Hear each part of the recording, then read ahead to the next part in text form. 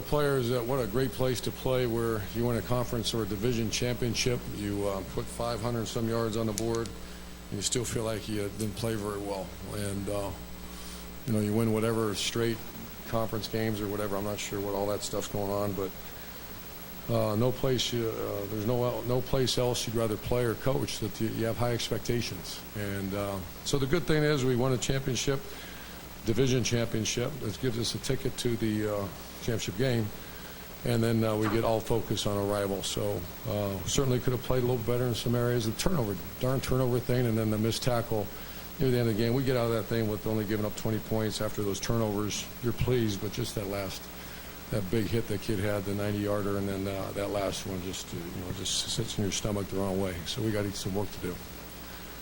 Answering questions for you. Front row, right, Tim? Yeah, Urban, last week we were asking about Jalen Marshall and the turnovers and how that kind of flipped that game. And today he had the big game. The punt return, which kind of flipped things. Just talk about what kind of week he had and what you saw out of him today.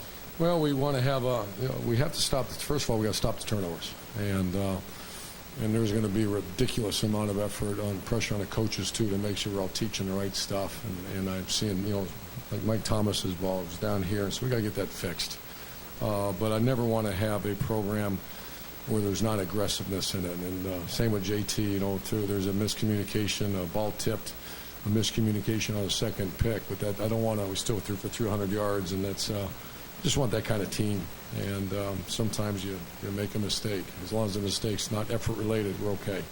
Once it becomes effort related, you got a really bad team. And I don't think I'm going to watch it real close, but I know it wasn't effort related. Oh, I forgot. You asked me a question, did you? No disrespect, Tim. My mind's going.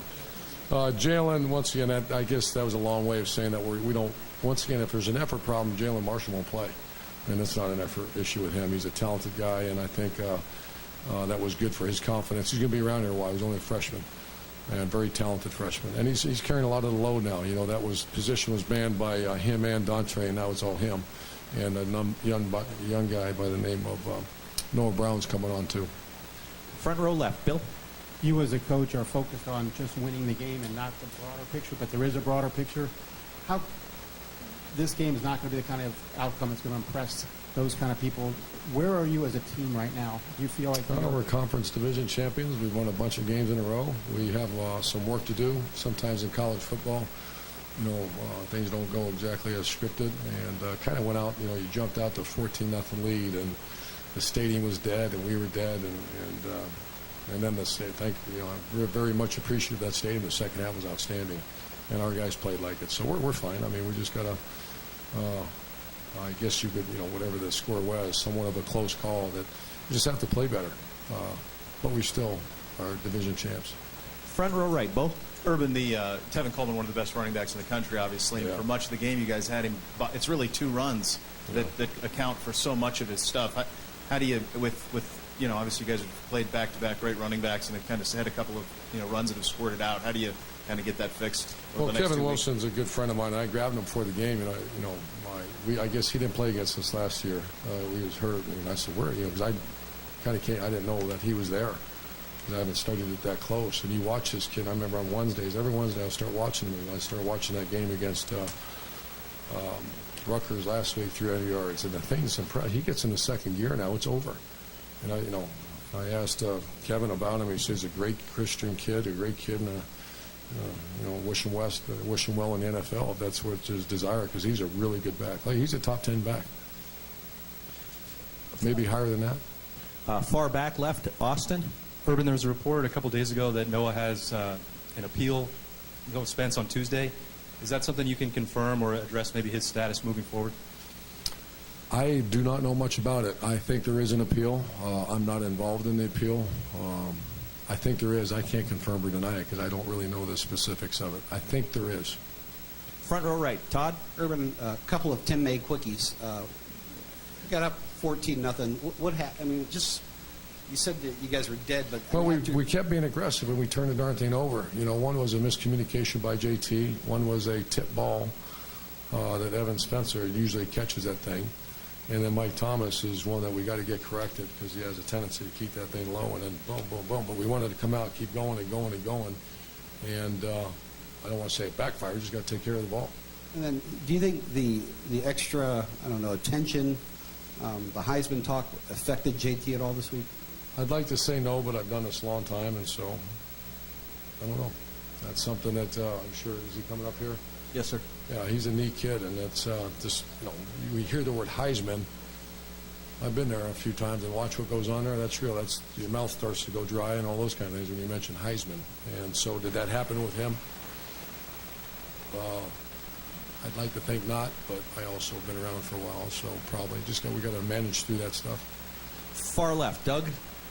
Urban, we know JT's been so good this season. When he does make mistakes or when things go wrong with like a couple picks, how does he react?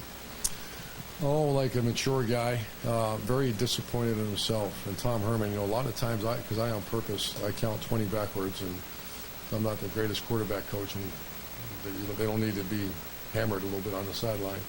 And Tom will make comments like he's the most accurate passer he's had, and da-da-da, he gets his confidence back up. JT also missed about 3 of them today that were pretty open. And so, but he also made some great throws. So JT responds past his years, like a junior or senior. You would imagine that he just disappointed himself, but let's go, let's get the next series. And the good thing is he's never a blamer. It's not this, I thought him, it's your fault.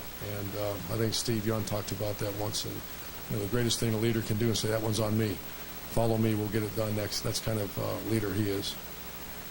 You're at this point in the schedule now. Michigan, Big Ten title game, postseason.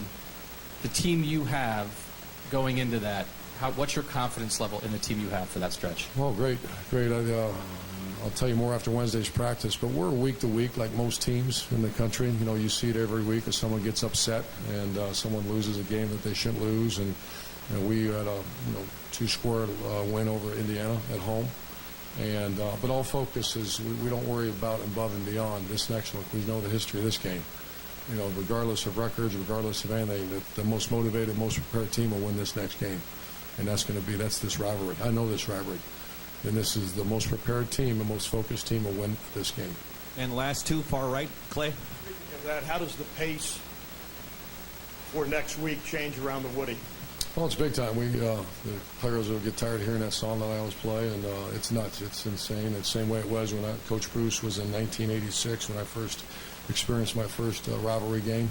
It's different. Everything's it's the other song, and it's just the whole Woody changes for this game. And we're honored to play in it. We understand our responsibility of it too.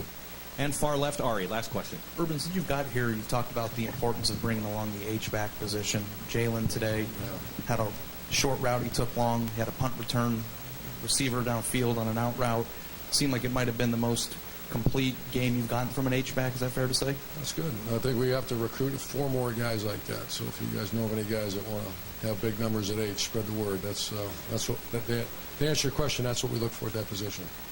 A guy that you do those little flips to, and dynamic guy.